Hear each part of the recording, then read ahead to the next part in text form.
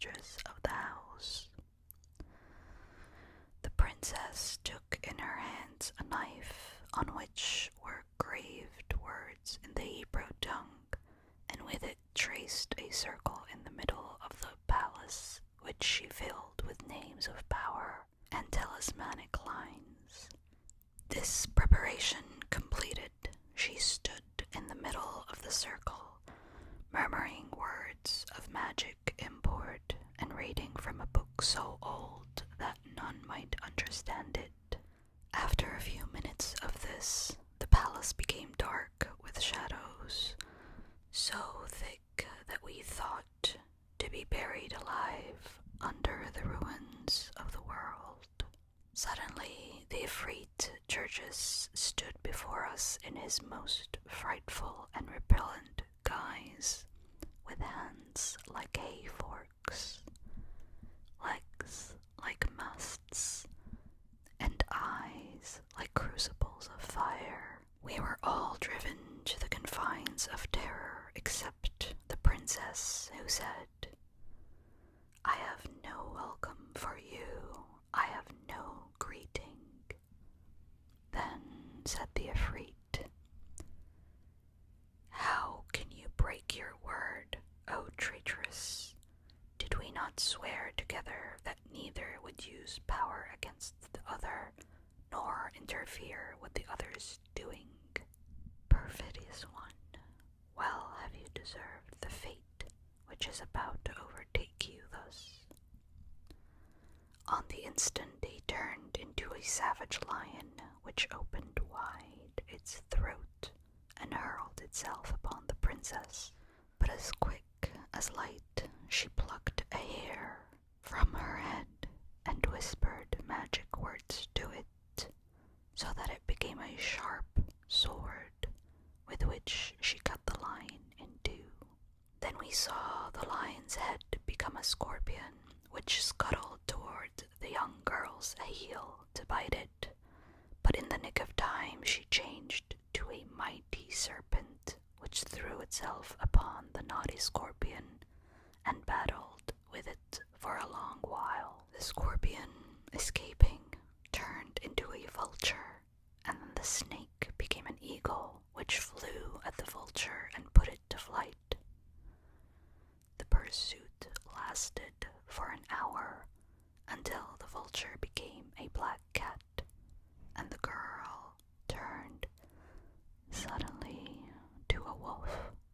Long and long in the middle of the palace, the cat and the wolf were locked in deadly strife, till the cat, seeing that it was being vanquished, turned into a very large pomegranate, which leapt into the basin of the fountain in the courtyard.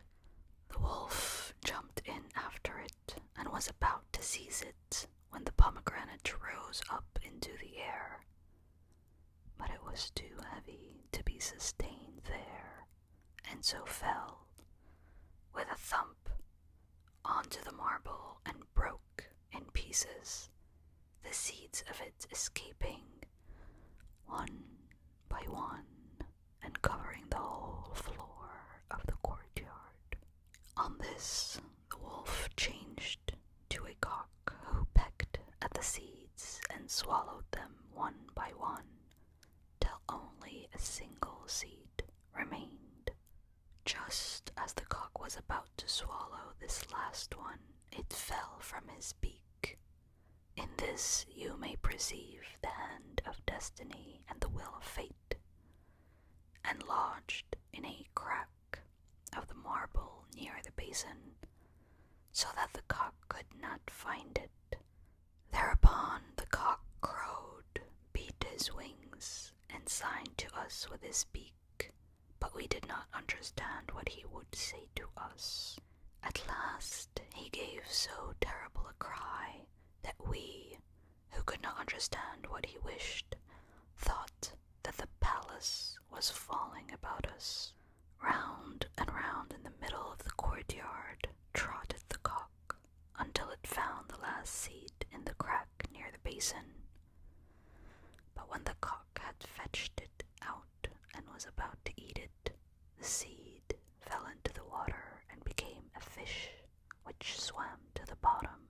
So the cock turned to a whale of prodigious size, which leapt into the water and sank in pursuit of the fish, so that we did not see it again for a whole hour. At the end of this time, we heard agonized cries coming from the water and trembled for fear. Out of the basin appeared the Ifrit in his own form, but all on fire as if he were a burning coal, with smoke leaping from his eyes and mouth and nose. Behind him appeared the princess in her own form, but she also was all on fire, as if she were made of molten metal, and she ran after the Ifrit, who was now bearing down on us. We were all terrified of being burnt alive, and were at the point of throwing ourselves into the water, when the Ifrit halted us, and with a terrible cry and leaping upon us in the midst of the hall, which gave upon the courtyard, blew fire in our faces. But the princess caught up with him and blew fire in his face, so that flames fell on us from both of them. Those coming from her were harmless to us, but a spark shooting off from him destroyed my left eye forever.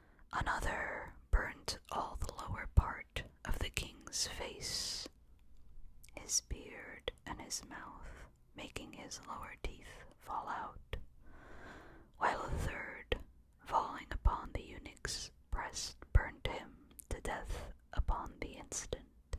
All this time the young girl was pursuing the Ifrit and blowing fire at him. Suddenly we heard a voice calling, "Only Allah is great, only Allah is strong. He breaks and destroys the renegade who denies Muhammad, the master of the world." It was the princess who spoke, pointing at the same time to the Ifrit who had been reduced to a mass of cinders. Coming to us, the princess said, "Quick, fetch me a glass of water." When this was brought, she chanted certain incomprehensible words over it, and sprinkled me with water, saying, "Be freed in the name and by the truth of the only truth, yeah, by the truth of the name of the Almighty Allah. Return to your first shape." On this I became a man as I had been before, except that I was still blind of one eye. "Poor youth," said the princess by way of consolation. "Fire will be fire." She said the same also to her father, on account of his burnt beard and lost teeth. And finally she said, "Father, I must die, for it is written, had the Ifrit been but a man, I could have killed him at the first attempt. It was the spilling of the pomegranate seed that was my undoing, for the grain I could not eat was that which held the whole soul of the genie. If only I could have found it, he would have been dead upon the instant, but alas, I could not. It was written, so I was obliged to fight terrible battles below the earth and in the air and under water, and each time he opened a door of safety, I opened a door of danger, until at last he opened the terrible door of fire. When that door is opened, there is death toward. Fate allowed me to burn him before I was burnt myself. Before I killed him, I tried to make him embrace our faith, the blessed law of Islam. But he would not, and I burned him. Now I die. May Allah fill my place for you. After this, she wrestled with the fire till black sparks sprang up and mounted to her breast and to her face. When they reached her face, she cried out, weeping, I bear witness that there is no God but Allah. I bear witness that Muhammad is his messenger. And fell, a heap of cinders, by the side of the Ifrit.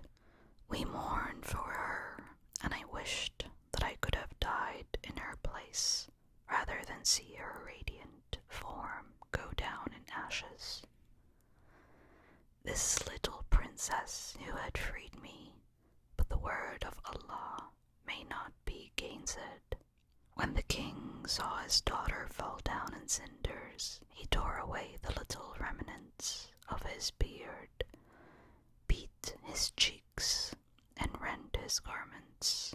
I did the same, and we both wept over her until the chamberlains and the chief men of the court came and found their sultan fainting and weeping beside 2 piles of ashes. For an hour, in great stupefaction, they walked round and round the king, not daring to speak, until at last he recovered himself a little and told them all that had happened to his daughter. Then they cried, Allah, Allah, Allah, the great grief, the great calamity. Lastly came the women and the women slaves, who mourned for 7 days and lamented over her in due form. When the week was past, the king ordered a mighty tomb to be built over the ashes of his child, and this was done by forced labor at the same hour, and candles and lanterns were lighted by it both day and night. But the ashes of the Ifrit were committed to the air under the curse of Allah. Worn out by these griefs and duties, the Sultan fell into a sickness which looked to be mortal and lasted for a whole month. When his strength had come back to him a little, he called me to him and said, Young man, before you came, we lived here in eternal happiness, safe, harbored from the assaults of fortune. But with your coming came also the bitterest of all affliction. Would we have never seen your ill-omened face, your face which brought down desolation for us? First, you have caused the death of my daughter, whose life was worth the lives of 100 men. Second, you were the reason of my being burnt, and of the loss and spoiling of my teeth. Third, through you, my poor eunuch, that faithful servant who had reared my daughter, was killed outright. And yet, it is not your fault, nor is the remedy yours. What came to us and to you came from Allah. Praise be to him. Then, who allowed my daughter to free you even at the price of her own life? Yes, it is destiny. It is destiny. Leave our country, my child, for we have suffered enough because of you. Yet it was all written before by Allah, so go on your way in peace. Mistress, I went out from before the king, hardly believing that I was still alive, and not knowing at all where to go. In my heart I pondered all that had happened to me from beginning to end. How I had escaped, safe from the desert robbers, how I had entered as a stranger into a city and met the tailor there, my sweet amour with the young girl below the earth, my deliverance from the hands of the Ifrit, my life as an ape, servant to a ship's captain, my purchase at a great price by the king because of my excellent handwriting, my freeing from the spell, and last and most piteous, the adventure that had lost me my eye. Nevertheless, I thanked Allah, saying, better an eye than a life, and went down to the hammam to bathe before leaving the city. It was there, my lady, that I shaved my beard, so that I might travel in safety in the guise of a calendar. Each day since then I have not ceased to weep and think of my wrongs, especially the loss of my left eye, and so thinking I have felt my right eye blinded by tears so that I could not see, and have not been able to resist saying over the following stanzas of the poet. It was only after the blow I knew my sorrow could hurt me so. How then could Allah know?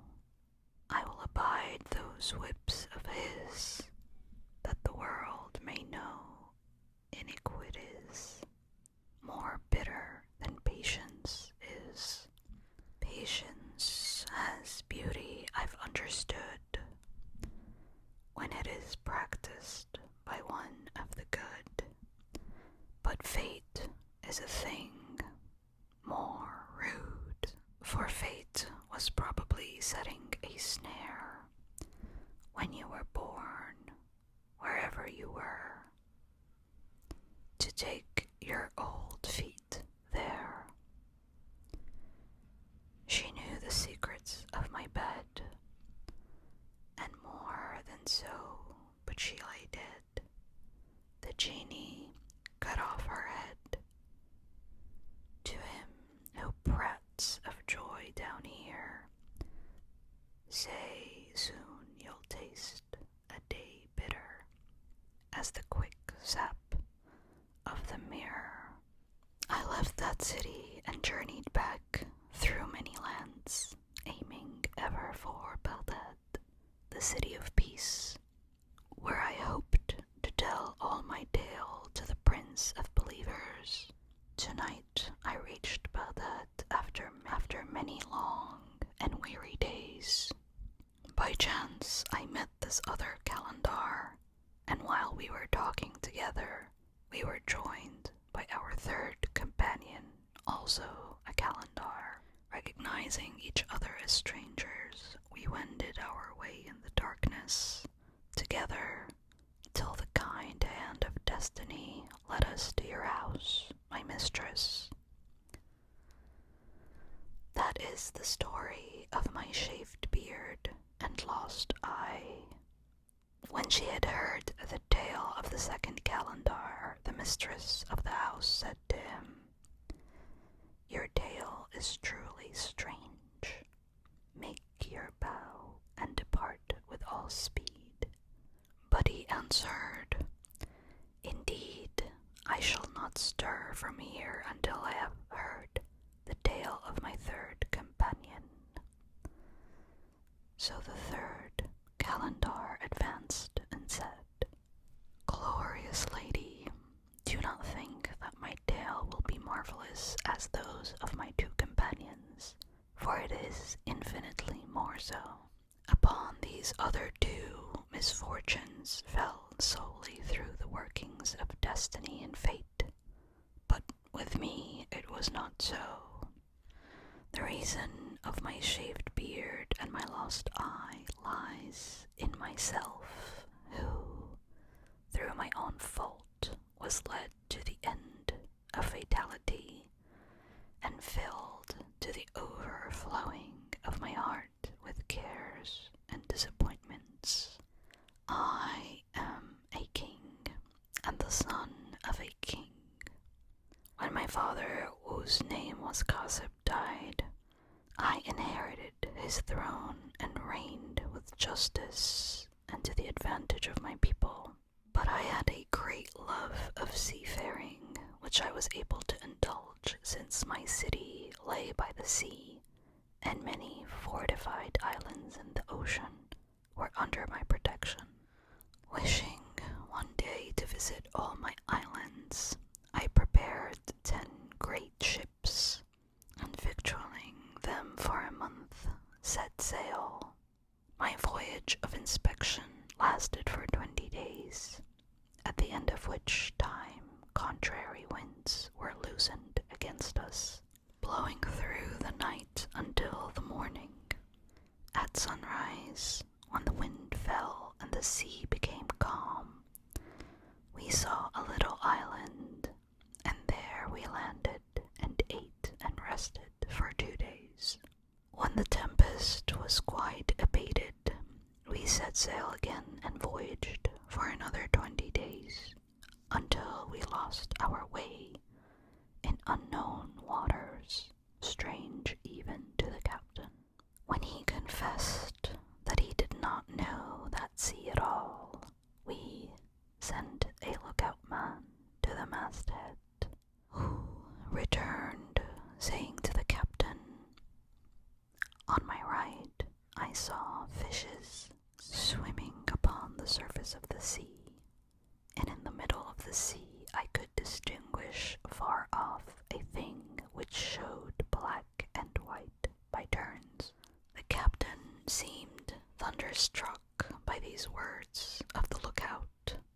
He threw his turban on the deck and snatched at his beard, crying, "Here is death for all. Not one of us will come out alive."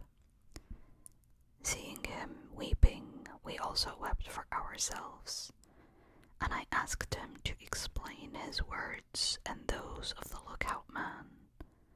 Then said the captain, "My lord, for 11 days we have been lost, and there is no favoring wind that may bear us back into our course.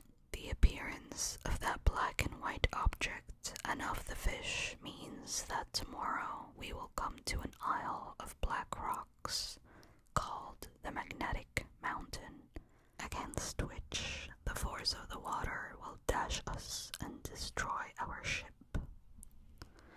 All her nails will fly from her and cleave to the sides of the magnetic mountain, for Allah has made it so that it draws all things of iron to itself. He alone knows what massive iron things are clinging to those rocks. On the top of the mountain there is a dome of brass lifted on 10 columns, and upon this dome stands a rider mounted upon a brazen horse, with a brazen spear in his hand, and a plate of graven lead upon his breast bearing unknown and talismanic names. Know, O king, that so long as that rider stays upon his horse, all ships which pass below shall be broken to pieces, their sailors drowned, and their nails and ironwork drawn to the mountain. Until that rider is thrown from his horse, there can be no safety." After telling me this, the captain burst into tears, and we, having resigned ourselves to death, said our farewells to each other.